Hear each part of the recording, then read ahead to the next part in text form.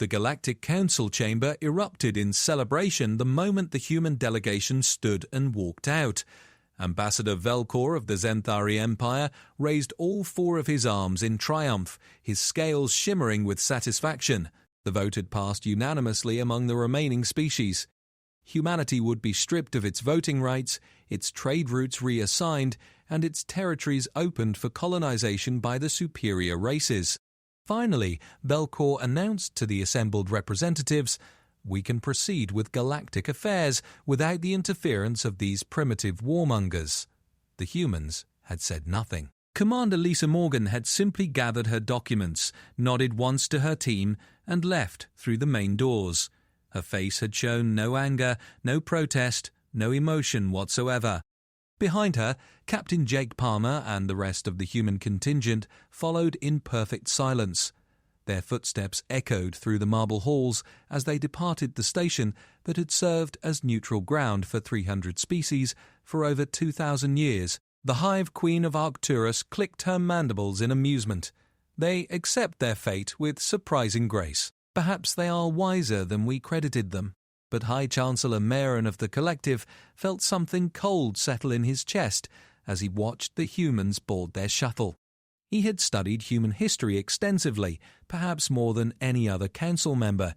He knew what silence meant in their culture. He knew what it meant when humans stopped talking and started preparing. "This is a mistake," he whispered to himself. The shuttle departed without requesting standard clearance protocols. It simply activated its drives and left. Within hours, every human ship, station, and outpost across the galaxy went dark. No communications, no transmissions, no responses to hails. The vast network of human trade that had connected 40% of known space simply vanished overnight.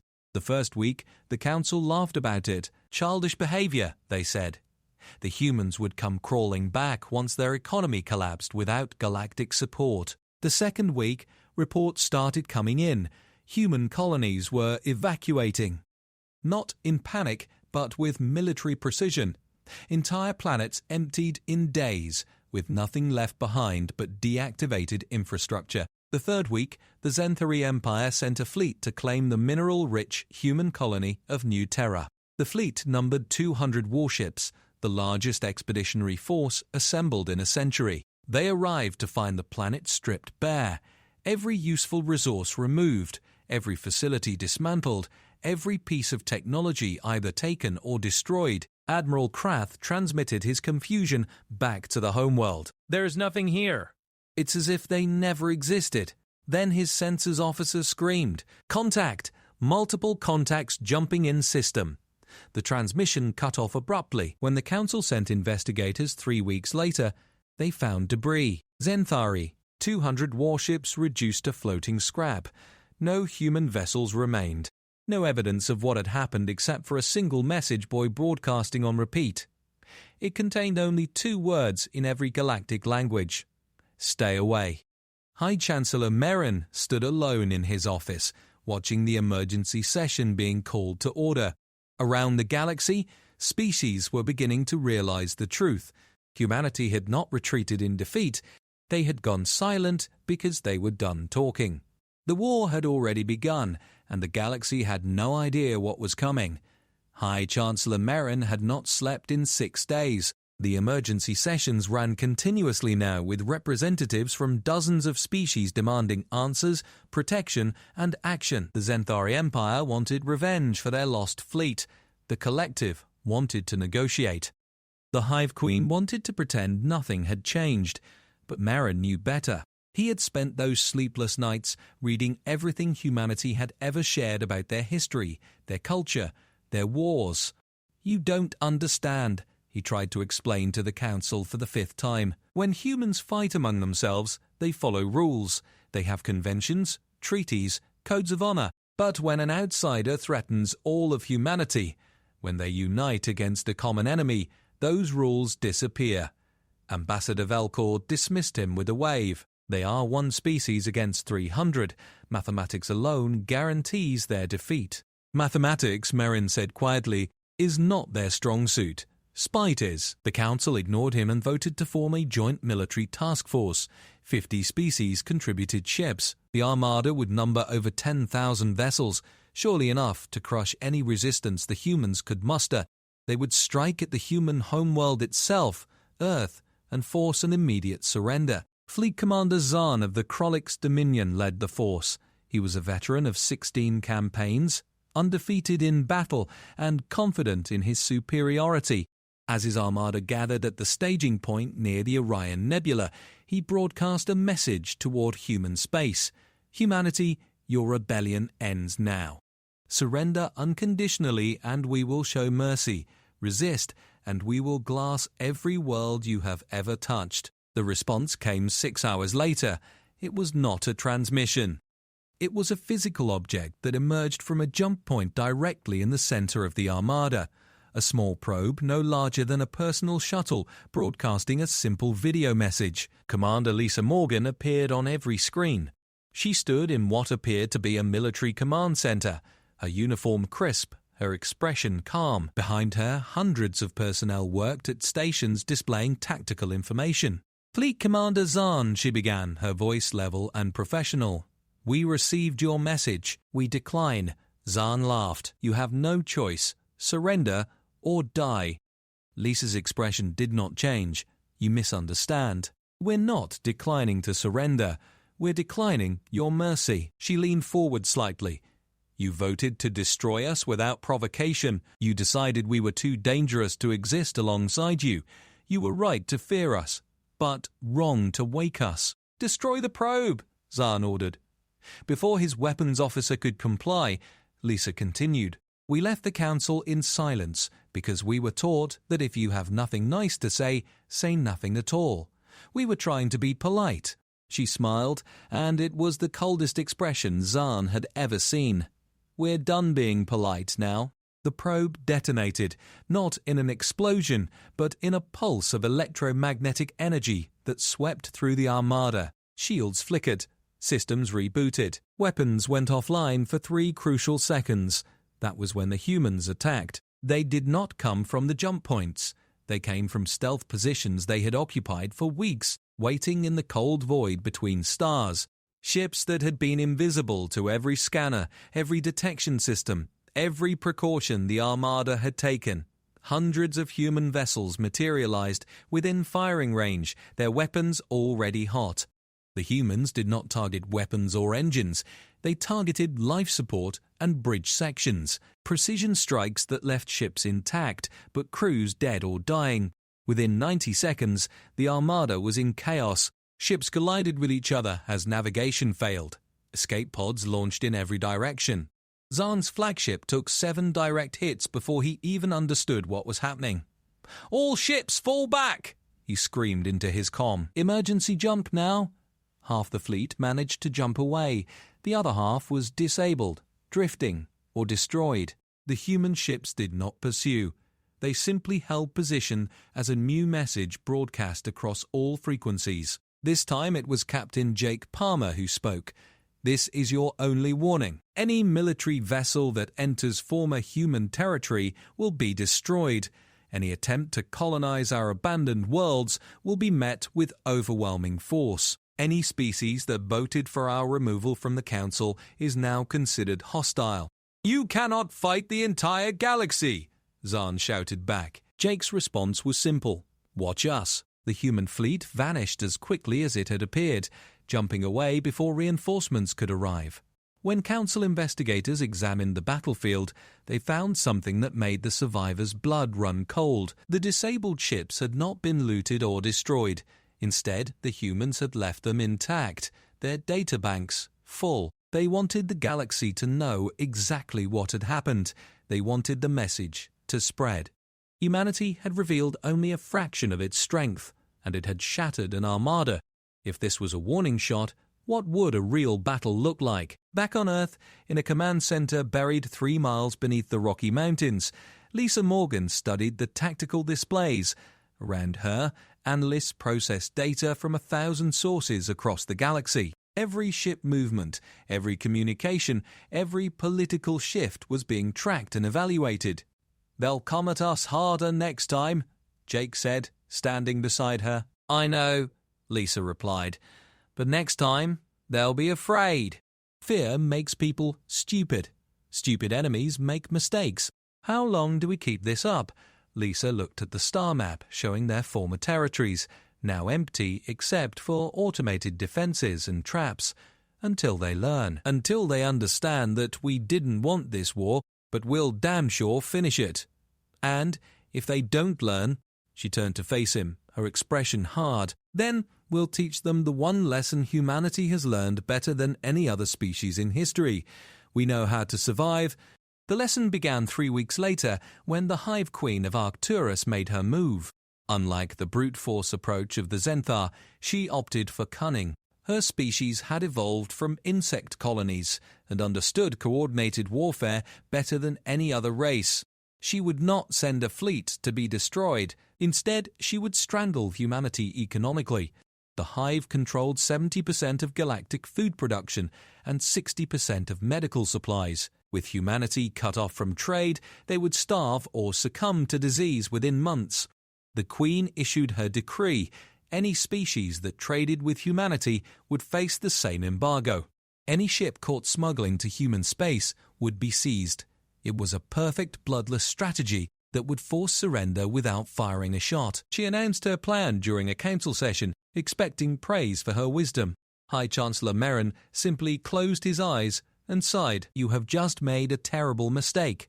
"Explain," the Queen demanded, her mandibles clicking irritably. "Humans invented the concept of spite farming," Merrin said.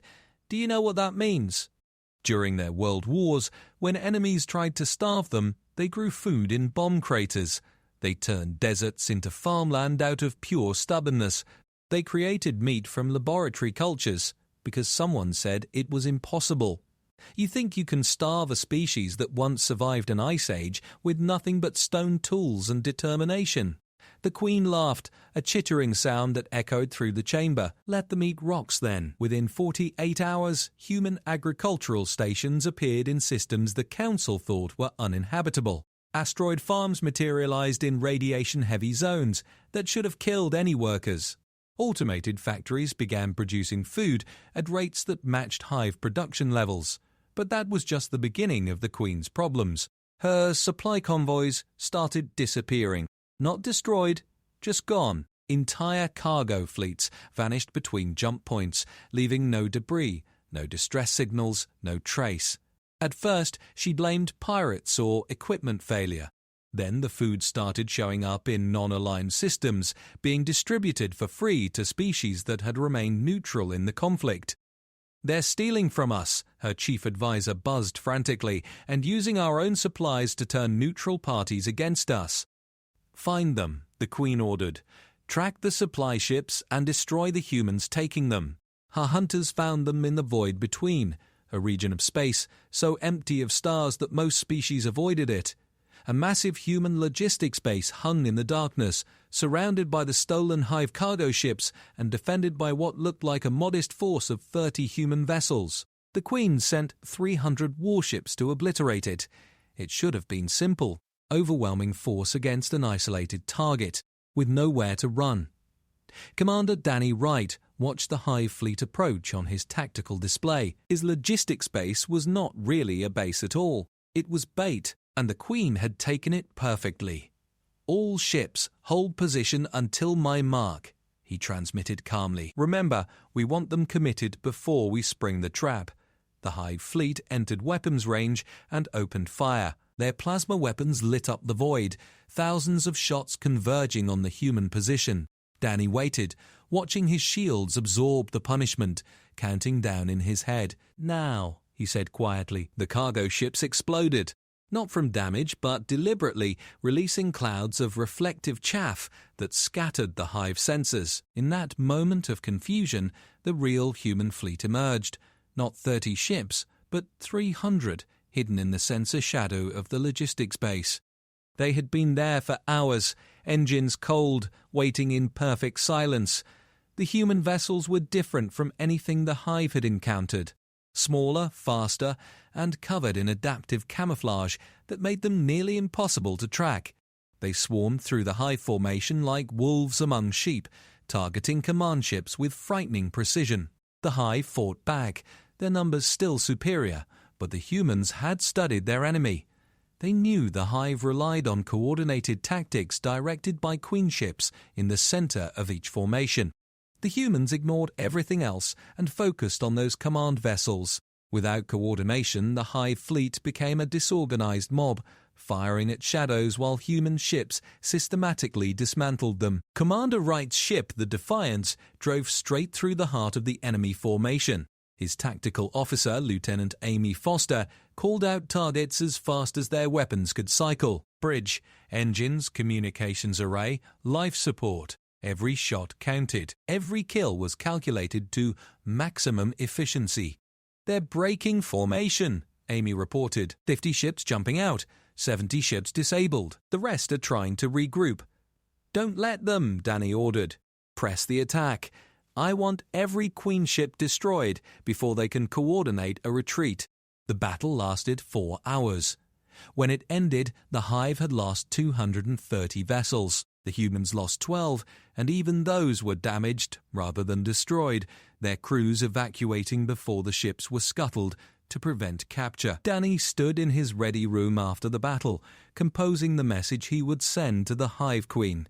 He kept it simple. Your embargo failed. Your fleet failed. Your strategy failed. We have enough stolen supplies to feed every neutral species in this sector for a year. They know it came from you, delivered by us.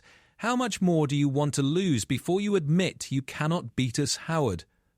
The message was delivered by the same method the humans had used before, a probe that materialized in hive space and broadcast on all frequencies before anyone could stop it. But this time, Danny included footage from the battle. Every species in the galaxy could watch the hive fleet being systematically destroyed by a numerically inferior force. The psychological impact was devastating. If the mighty hive could be beaten so thoroughly, what chance did anyone else have? In the council chamber, species began withdrawing their support for the war, not publicly, not yet, but in private communications and subtle policy shifts. High Chancellor Merrin watched it happen and felt no satisfaction in being right. Humanity was winning, but the cost would be paid by everyone. Ambassador Velcor refused to accept reality. The Zenthari Empire had built its reputation on military dominance for 3,000 years. They would not be humiliated by primitives who had barely reached the stars. He convinced 12 other warrior species to join him in a grand alliance. Together, they would commit everything to one final overwhelming assault. "We will not repeat past mistakes," Velcor announced at the War Council. "No small fleets. No isolated targets. We will gather every available warship and strike at Earth itself. We will end this in one decisive battle." The armada that assembled near the Sagittarius Arm was beyond anything the galaxy had ever seen. 15,000 warships from 13 species, representing every type of weapon system, every tactical doctrine, every technological advantage the Council races possessed. It was a force that could conquer star systems, that could reduce planets to ash. They jumped toward Earth in a coordinated assault, their arrival timed to overwhelm any defense. When they emerged in the Sol system, they found it seemingly undefended. No massive fleet waited for them. No orbital defense platforms. Just a scattering of old satellites and the blue-green jewel of Earth hanging in space. "It's a trap," warned General Crix of the Mandaran host, his combat instincts screaming danger. "Of course it's a trap," Velcor replied. "But we have 15,000 ships. What trap could possibly stop us?" The answer came from behind them. The entire human fleet emerged from jump points at their rear, cutting off any retreat. But more importantly, the asteroids in the belt began moving. What the Zentari had dismissed as space debris revealed itself as camouflaged weapons platforms, thousands of them, now converging on the armada from all sides. And then Earth's moon split open. Not literally, but massive hangar doors concealed across its surface opened simultaneously, revealing the true scale of human preparation. Shipyards built into the lunar crust, construction facilities that had been operating in secret for months, disgorged vessel after vessel. The humans had not been hiding, they had been building. Commander Lisa Morgan broadcast from the bridge of the newly commissioned battleship Indomitable, her voice carrying across all frequencies. You came to our home. You threatened our families. You wanted to see what humanity is truly capable of when we stop holding back. She paused, letting the weight of her words sink in. Your wish is granted. The battle for Earth was unlike anything the galaxy had witnessed. The Council Armada, despite its size, found itself surrounded and outgunned. Human ships moved with precision that suggested advanced tactical computing, but it was more than that. Every human captain knew what they were fighting for. Every crew member understood that failure meant extinction. The Zenthari focused on breaking through to Earth itself, thinking they could force surrender by threatening the homeworld.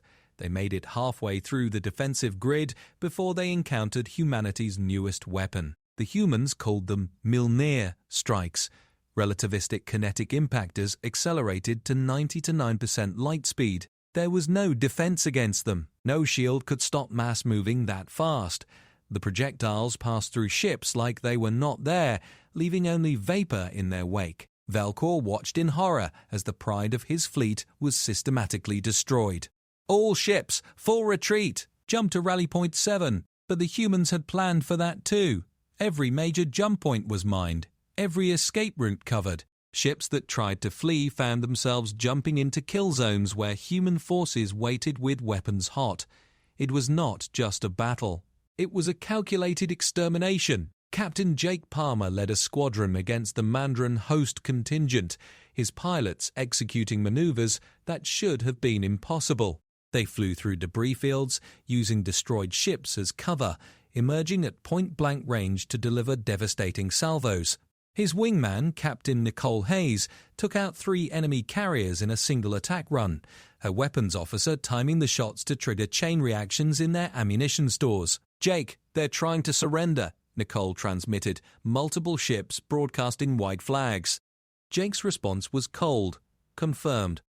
Move them to holding positions.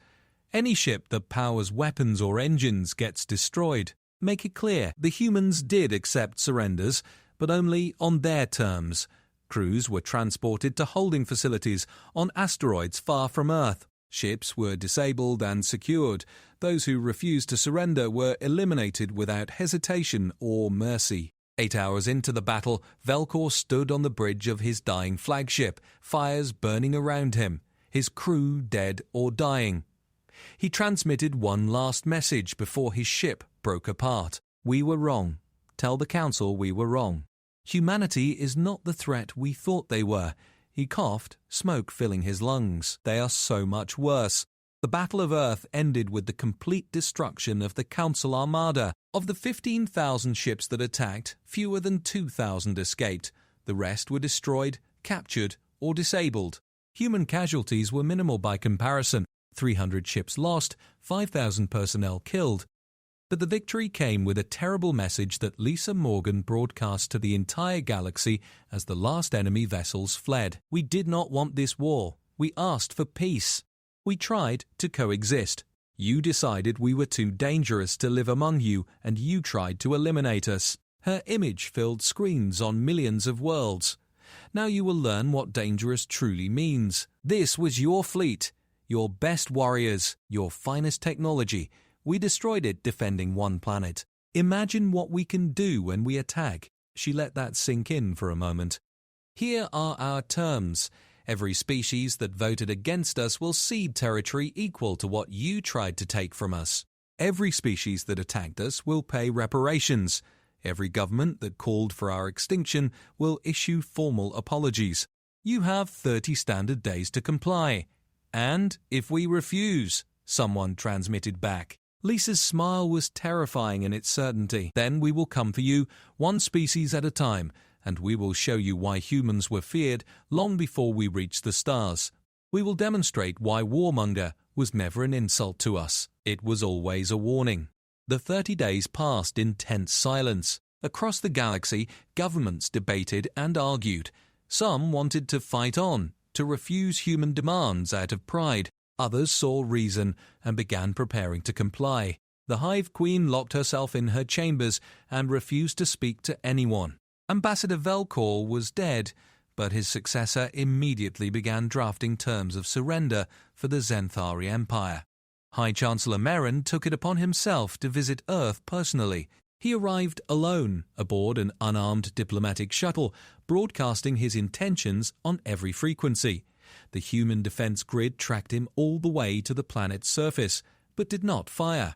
When he landed at what had been the old Council embassy in Geneva, Commander Lisa Morgan was waiting for him.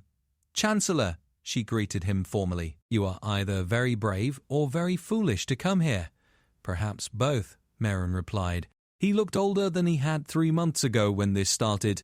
"I came to ask what humanity truly wants, not your demands, which are political theatre. What do you actually want from us?" Lisa studied him for a long moment, then gestured for him to follow. She led him through the facility to an observation deck overlooking Lake Geneva. The city beyond had been damaged during the battle, but reconstruction was already underway. Humans did not wait for others to fix their problems. "We wanted to be left alone," Lisa said quietly. "We wanted to trade, to learn, to share in galactic civilization. We thought joining the Council meant being part of something bigger than ourselves." "But we betrayed that trust," Merrin finished. "You did, but more importantly, you did it because you were afraid of us, because we fought wars on our own planet before we reached the stars, because our history is violent and bloody and hard." She turned to face him. "What you never understood is that we learned from that violence. We built international law, humanitarian conventions, rules of warfare. We tried to be better, and when we joined the galaxy, we thought we could leave that darkness behind. But we forced you back into it," Merrin said. Lisa nodded. "You made us remember what we are capable of when survival is at stake. You gave us an enemy that justified unleashing everything we had built safeguards against, and now the galaxy knows what we tried to keep hidden." "So what happens now?" Merrin asked. "Do you conquer us? Do you become the very thing we feared?" Lisa was quiet for a moment, watching the sun set over the lake. When she spoke, her voice carried the weight of decisions that would shape civilizations. "No, we are going to do something far more terrifying than conquest." She looked at him directly. "We are going to forgive you. We will accept your reparations. We will take the territory you owe us, and then we will open trade again. We will share our technology. We will defend species that ask for our help. We will become exactly what we tried to be before you betrayed us." Merrin frowned, confused. "I don't understand. How is that terrifying?" "Because it means you have to live with what you did. Every time you trade with us, every time we help defend your borders, every time we share our advances in medicine or engineering, you will remember that you tried to destroy us and we chose mercy instead." Lisa's expression was sad but determined. "You will spend the rest of your civilization's existence knowing that humans are capable of both unlimited violence and unlimited compassion, and you will never be quite sure which one you are dealing with." The implication hit Merrin like a physical blow. "You are weaponizing forgiveness. We are choosing to be better than you believed we could be," Lisa corrected. "But yes, the effect is the same. The galaxy will fear us not because we destroyed your fleet, but because we could have destroyed everything and chose not to." Over the following months, the terms were met. Territory changed hands. Reparations were paid. Apologies were issued. And true to her word, Lisa opened human space to trade again. Human merchants returned to galactic markets. Human engineers helped rebuild damaged stations. Human doctors provided medical care to former enemies. But the galaxy had changed. Every species now maintained detailed files on human capabilities. Every government had contingency plans for if humanity turned hostile. Trade negotiations included clauses specifically about human involvement. The humans had become the standard by which military strength was measured. Captain Jake Palmer stood beside Lisa on the bridge of the Indomitable as they prepared to attend the first council session since the war. Humanity had been reinstated to full membership, with an expanded delegation and permanent security guarantees. "They will never trust us again," Jake said. "Good," Lisa replied. trust made us complacent. Fear made us dangerous. Now we are both trusted and feared in equal measure. That is the balance we will maintain. And if they try again? If some new species decides humanity needs to be eliminated? Lisa smiled, but it was the same cold expression she had worn when the war began. Then we will respond the same way. Silently, efficiently, completely. We will remind them why humans survived ice ages, plagues, world wars, and nuclear weapons. We will show them what it means to be the species that refused to die. The indomitable jump toward council space, joining a convoy of human vessels that now patrolled the major trade routes. They were no longer guests in galactic civilization. They were its most powerful military force, its most innovative engineers, its most unpredictable element. In the council chamber, High Chancellor Merrin watched the human delegation enter. Commander Lisa Morgan walked with quiet confidence, her bearing that of someone who had fought and won. Behind her, hundreds of other humans took their seats. The chamber, which had erupted in celebration when humans left, was now completely silent. "Before we begin," Lisa said, her voice carrying to every corner of the vast room, "I want to thank you all. You taught humanity an important lesson. You showed us that we can never let our guard down, that we must always be ready to defend ourselves. That peace is not the absence of conflict, but the presence of strength." She let that settle, then continued, "We came back not because we need you, but because we choose to be here. Remember that. Remember what happened when you tried to force us out, and let us move forward together as equals, with mutual respect and understanding." The council session began, but everyone present knew the truth. Humanity had departed in silence, and in that silence they had reminded the galaxy of an ancient human saying, "Speak softly, but carry a very big stick." The humans were speaking again now, but the galaxy would never forget the silence that came before, or the thunder of war that followed. The age of human dominance had not begun with conquest, but with restraint, and that restraint, more than any weapon or fleet, would define humanity's place among the stars for generations to come.